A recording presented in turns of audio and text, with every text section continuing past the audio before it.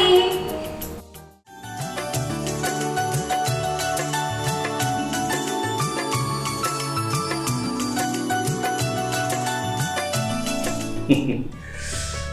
నేను కన్న తల్లి నా కన్న తల్లిని గుర్తు చేస్తోంది. డాడీ, ఈ చీరలో ఎలా ఉన్నాను? ఈ చీర బాగాలేదో చెప్పు, వెళ్ళి డ్రెస్ వేసుకొని రమ్మంటావా?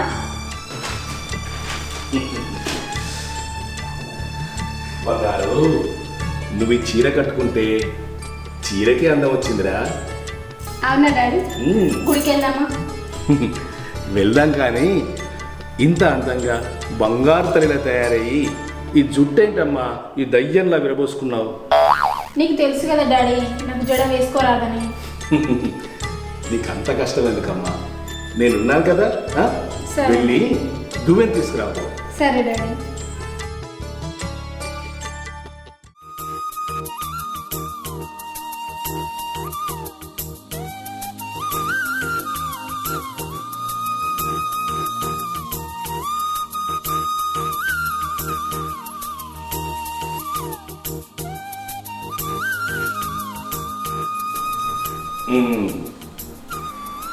ఇప్పుడు చూడు, అచ్చం బంగారు తల్లిలా మా అమ్మలా ఉంది.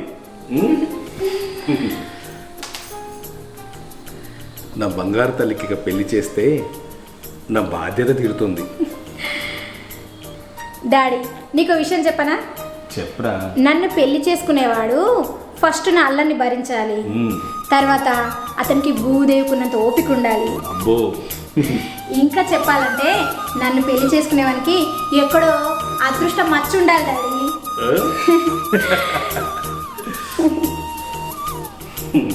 పిచ్చి పిల్ల, గుడికి వెళ్దామా? సరే డాడీ.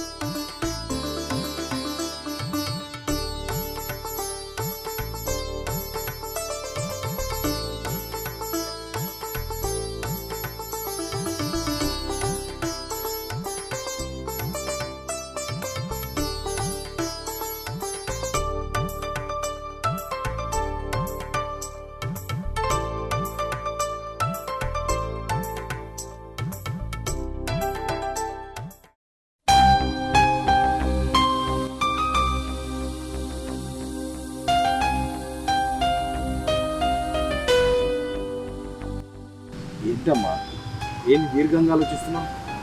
ఏమైందమ్మా?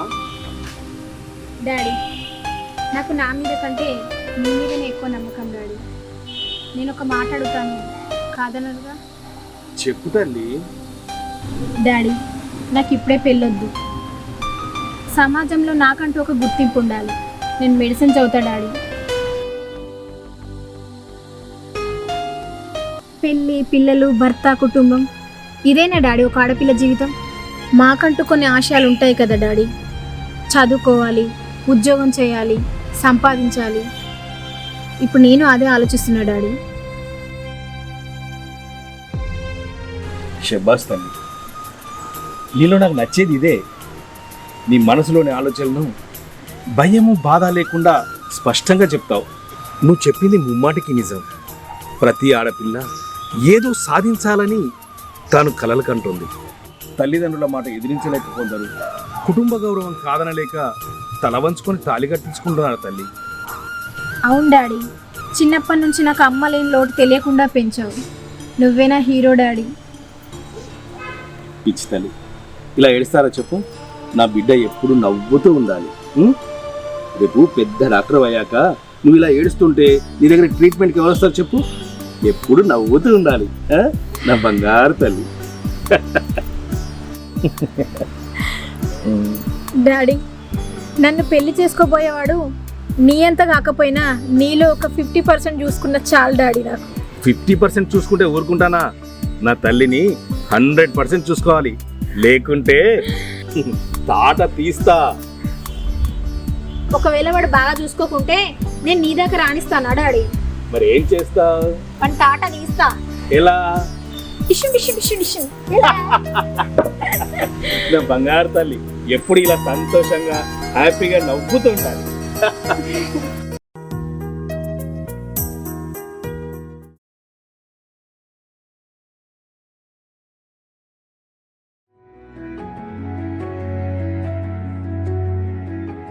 ఏంటమ్మా ఈరోజు కాలేజీకి వెళ్ళలేదా? లేదు డాడీ, మీతో ఒక విషయం మాట్లాడాలని ఈరోజు ఇంట్లోనే ఉన్నా. ఏంట్రా అది? ఏంటమ్మా చెప్పు. నాన్న మీకు మళ్ళీ పెళ్లి చేసుకోవాలి. ఏం మాట్లాడుతున్నావమ్మా? అవును నాన్న, నాకు తోడు నువ్వు ఉన్నావు, నీకు తోడు కావాలి కదా. నాకు తోడు నువ్వున్నావు, నీకు తోడు నేనున్నా. మన మధ్యన వేరే వ్యక్తి అవసరమా చెప్పు? నాన్న నేను వేరే వ్యక్తి గురించి మాట్లాడలేదు నాన్న. నాకు అమ్మ, మీకు భార్య కావాలి నాన్న. నువ్వు ఎంత చెప్పినా నాకు ఇష్టం లేదమ్మా. నేను ఎవరిని చేసుకున్నా వచ్చామని నేను సరిగ్గా చూసుకుంటుందన్న నమ్మకం నాకు లేదు. నాన్న నేను మీకు విషయం చెప్తా. రేపు నాకు పెళ్ళై నేను అత్తారింటికి వెళ్ళిన తర్వాత మీకు తోడు ఉండేది ఎవరు? అమ్మేగా. ఈ వయసులో నాకు పిల్లని వస్తారమ్మా. నాన్న నేను అవన్నీ చూసుకుంటా, కానీ మీకు పెళ్లి చేసుకోవడం ఇష్టమే కదా. సరే నీ ఇష్టం. మా మంచి నాన్న.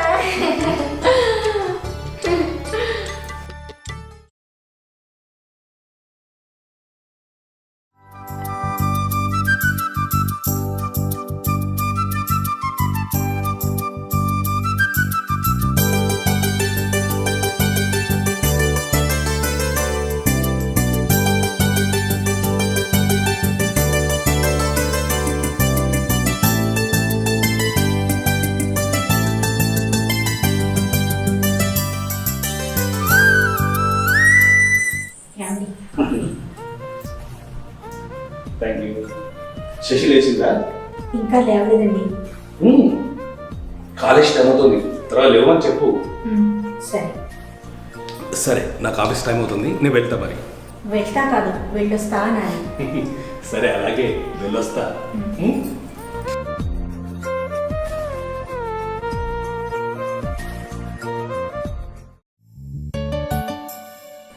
అమ్మ శశి, అమ్మ శశి లేమ్మా, ఇంకెంతసేపు పడుకుంటావు? అబ్బా కాసేపు పడుకోని అమ్మా. నువ్వు ఇలాగే పడుకొని ఉంటే కాలేజ్కి లేట్ అవుతుంది. మీ నాన్న లేచారు, రెడీ అయ్యి ఆఫీస్కి కూడా వెళ్ళిపోయారు. లేమ్మా. అబ్బా ప్లీజ్ అమ్మా, ఒక్క 10 నిమిషాలు పడుకో నువ్వు. నువ్వు సాయంత్రం కాలేజ్ నుంచి వచ్చాక తీరిగ్గా పడుకుంది కానీ ఇప్పుడు టకటకా లేచి గబగబా రెడీ అయ్యేస్తే నేను చకచకా నీకు టిఫిన్ చేసి పెడతాను. లేమ్మా. అబ్బా నేను ఈరోజు కాలేజీకి వెళ్ళనమ్మా, ప్రశాంతంగా పడుకుంటా. నువ్వు ఇలా కాలేజ్ మానేసి ఇంట్లో పడుకొని ఉంటే డాక్టర్ కాదు కదా, కనీసం కాంపౌండర్ కూడా అవ్వు. లే లే, లే, లే, లేచి రెడీ వెళ్ళు. లేమ్మా.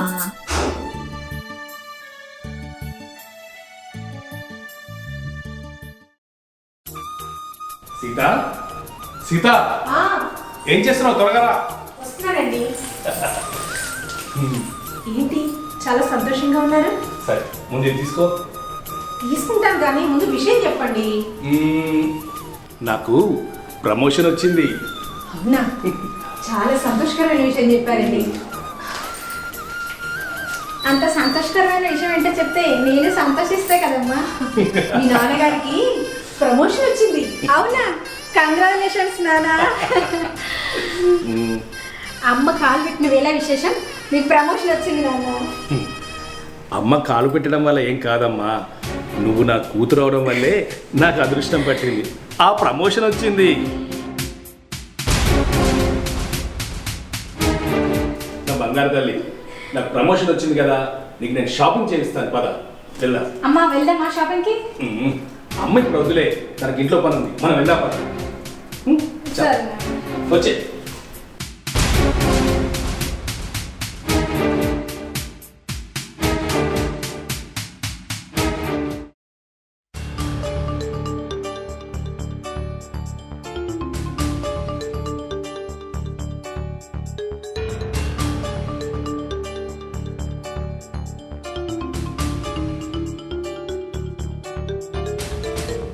అమ్మా ఇది చూడు, నాన్న డ్రెస్ కొన్నారమ్మా. మేము షాపింగ్ అయిపోయాక సినిమాకి వెళ్ళాం, రెస్టారెంట్కి వెళ్ళాం. అక్కడ నాన్న నాకు ఇష్టమైన ఐస్ క్రీమ్ కూడా తినిపించాడమ్మా. అసలు నువ్వు వచ్చుంటే చాలా బాగుండేదమ్మా. మీ నాన్నే నన్ను వద్దన్నాక ఇంకా ఏ ముఖం పెట్టుకొని రమ్మంటావు? ఏంటమ్మా అలా మాట్లాడుతున్నావు? ఇంకెలా మాట్లాడాలి? మొహం మీదని అలా మాట్లాడితే ఎదుటి వాళ్ళు బాధపడతారనే విషయం కూడా తెలియదా మీ నాన్నకు?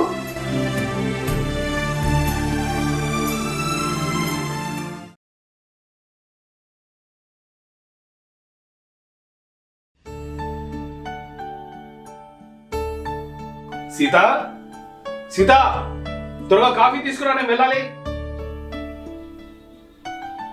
నిన్నే. సీత, ఏమైంది? ఏంటి సీత, ఇందాక నుంచి పిలుస్తున్నాను, వినిపించట్లేదా? వినిపించింది. కాఫీ అని అంతగా అరుస్తున్నాను, మరి ఎందుకు తీసుకురాలే? నీకు నీ కూతురికి అలవాటే కదా బయట తిరుగుడు, తినుడు, తాగుడు. ఎలాగో బయటే తాగుతారని నేను పెట్టలేదు కాఫీ. ఏంటి సీత, ఎందుకు అలా మాట్లాడుతున్నావు? అసలు ఏం జరిగింది? ఎవరితో ఎప్పుడు ఎలా మాట్లాడాలో నాకు బాగా తెలుసు. నువ్వు నాకు చెప్పాల్సిన అవసరం లేదు.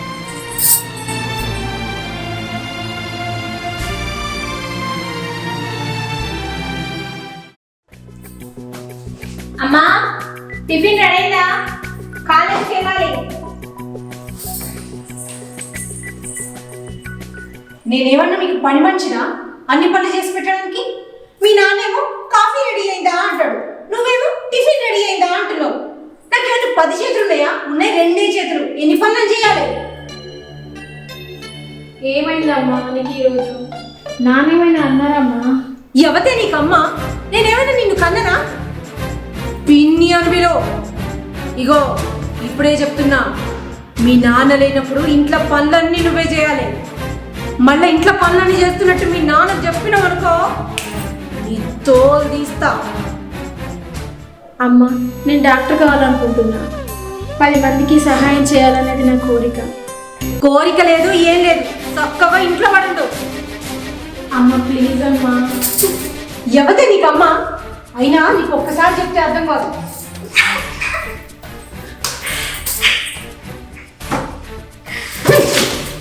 కాలేజ్ లేదు, గీలేజ్ లేదు. డాక్టర్ అవుతుందట, డాక్టర్. సప్పుడు చేయకుండా ఇంట్లో ఉండి బోల్గా ఇల్లాడు.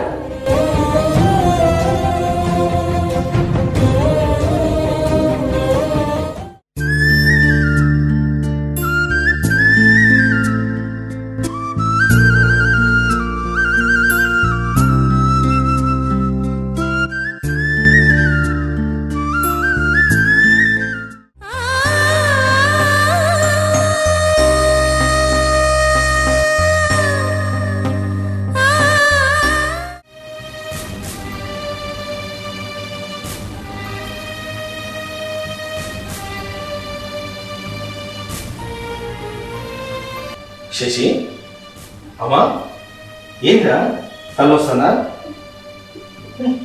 జ్వరం వచ్చిందా? హాస్పిటల్కి వెళ్దామా? ఏంద్రా తలనొస్తుందా? జ్వరం వచ్చిందా? అవును నాన్న, కొంచెం అలసటగా ఉంది. మరి హాస్పిటల్కి వెళ్దామా?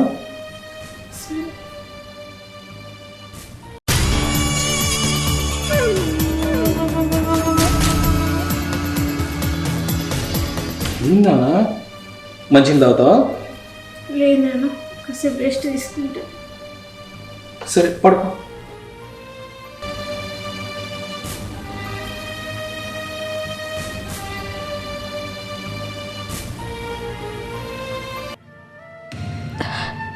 అసలు ఏమైంది? అమ్మ ఎందుకు ఇలా ప్రవర్తిస్తుంది? ఏదో ఒకటి చేయాలి.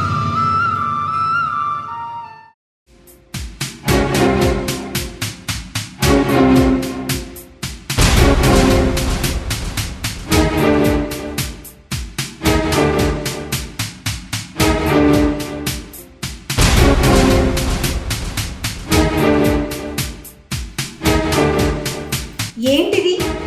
ఏం జరుగుతుంది ఇక్కడ? అన్నయ్య, నువ్వు ఎందుకు వచ్చావు ఇక్కడికి? నేను ఎందుకు వచ్చానో తర్వాత చెప్తాను కానీ అసలు నువ్వేనా? నువ్వు ఎలా ఉండేదాన్ని ఎలా మారిపోయావు? నాకేమన్నయ్యా, నేను బాగానే ఉన్నాను.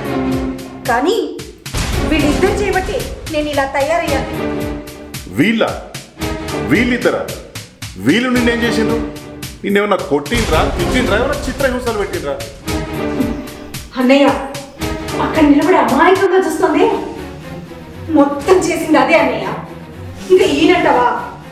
బట్టలు తీసుకొచ్చినా, స్వీట్స్ తీసుకొచ్చినా, ఏం తీసుకొచ్చినా అన్ని దానికే ఇస్తాడు. ఎక్కడికి వెళ్ళినా దాన్ని తీసుకుని వెళ్తాడు అన్నయ్య. ఈయనకి భార్య అవసరం లేదు, దానికి తల్లి అవసరం లేదు. ఇంట్లో పనులు చేయడానికి పని మనిషి కావాలి, అందుకే నన్ను పెళ్లి చేసుకున్నాడు. వాళ్ళిద్దరు లైఫ్ ని హ్యాపీగా ఎంజాయ్ చేస్తున్నారు. నేను మాత్రం ఇంట్లో పని మనిషి లెక్క పడుతున్నాను. సరే అమ్మా, నువ్వు పని మనిషిలాగా పడి ఉంటున్నా అంటున్నావు కదా, వీళ్ళిద్దరూ ఏ రోజైనా నీకు ఇది చెయ్యి అది చెయ్యి అని ఏదైనా పని చెప్పిండ్రా వీళ్ళు ఎప్పుడన్నా నీకు? చెప్పలేదన్నయ్య, నా ఇల్లు కాబట్టి నేను చేసుకుంటూ పోతున్నా.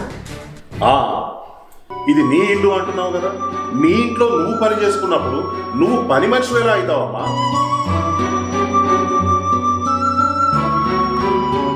అన్నయ్య, నువ్వు చెప్పింది నిజమే కావచ్చు, కానీ నేను ఇంటికి వచ్చినప్పటి నుంచి సంతోషంగా లేను.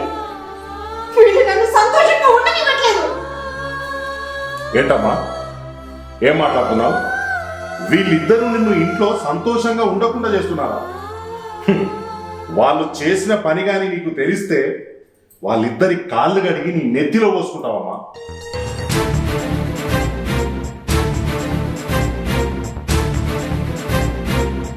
ఏంటమ్మా, మొత్తం చేసింది ఈ అమ్మాయ? ఆమెనే లేకుంటే నీ జీవితం ఈ ఇంట్లో ఇలా ఉండేదే కాదు.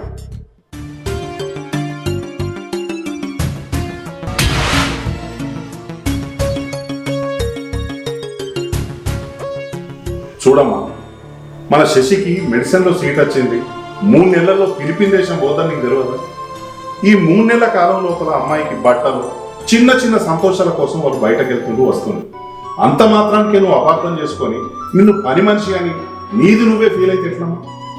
సరే, 3 నెలల్లో అమ్మాయి విదేశాలకు వెళ్ళిపోతుంది, అప్పుడు ఈ ఇంట్లో ఉండేది ఎవరమ్మా? మీరిద్దరే కదా, మీ ఇద్దరి సంతోషమే కదా. సరే, రేపు శశికి పెళ్ళై ఒక అయ్యే చేతిలో పెట్టిన తర్వాత ఈ ఇంట్లో ఉండేది ఎవరమ్మా? మళ్ళీ మీరిద్దరే కదా సంతోషంగా ఉండేది.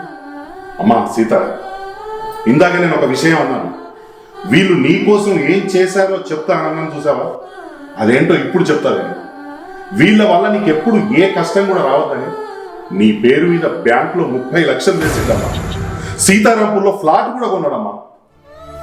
ఇప్పటికైనా అర్థం చేసుకున్నాడు అమ్మా. శశి, ఇట్రామ్మా. అమ్మా సీత, శశిని నువ్వు ఎన్ని చిత్రహింసలు పెట్టినావు, ఎన్ని బాధలు పెట్టినావు, ఏ రోజు కూడా తండ్రితో చెప్పలేదమ్మా. కానీ ఈరోజు నాకు చెప్పింది, అందుకే వచ్చిందమ్మా ఇక్కడికి, లేకుంటే నేనెందుకు వస్తుంది? సీత, ఈ ప్రపంచంలో మనకంటూ ఉన్నది ఒక శశి మాత్రం. దాని సంతోషమే మన సంతోషం. ఏమండి, నాకు డబ్బు, ఆస్తి ఇవేమొద్దు, నాకు మీరుంటే చాలు. మీరు సంతోషంగా ఉండడం నాకు కావాలండి. ఇదిగో, శశి డాక్టర్ అయ్యాక ఒక మంచి డాక్టర్ని ఇచ్చి పెళ్లి చేద్దాం. ఆ పెళ్లి బాధ్యత అంతా నాదే. అన్నయ్య, పెళ్లి కొడుకుని చూసే బాధ్యత మాత్రం నీదే. ఓ తప్పకుండా నా బంగారు తల్లి.